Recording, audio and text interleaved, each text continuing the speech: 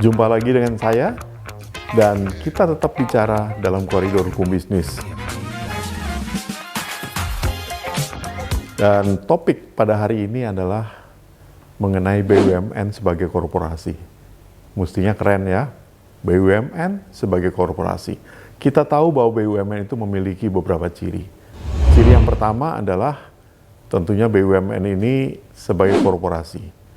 Dan ciri yang kedua, bahwa dalam BUMN sama dengan korporasi lainnya, merupakan persekutuan modal di antara para pemegang sahamnya.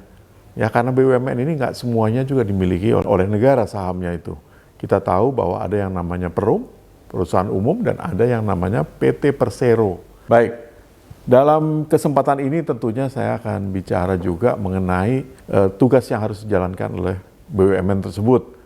BUMN ini ya, bagian dari korporasi dan memang tunduk juga pada Undang-Undang Perseroan Terbatas, sebagaimana yang ada dalam pertimbangan daripada putusan Mahkamah Konstitusi, dan juga ada beberapa keputusan daripada Mahkamah Agung yang menyatakan bahwa BUMN juga tunduk pada Undang-Undang Perseroan Terbatas.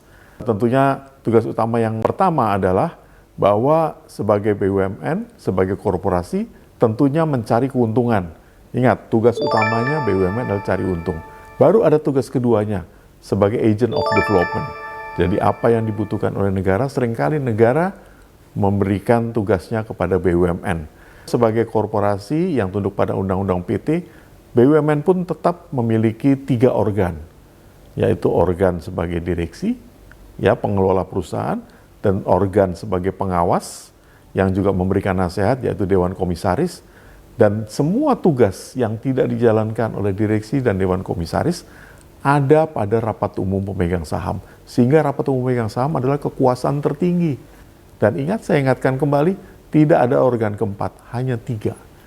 Ya, jadi kalau orang lain atau misalnya pimpinan negara ini juga mau ikut campur, tidak bisa cawe-cawe.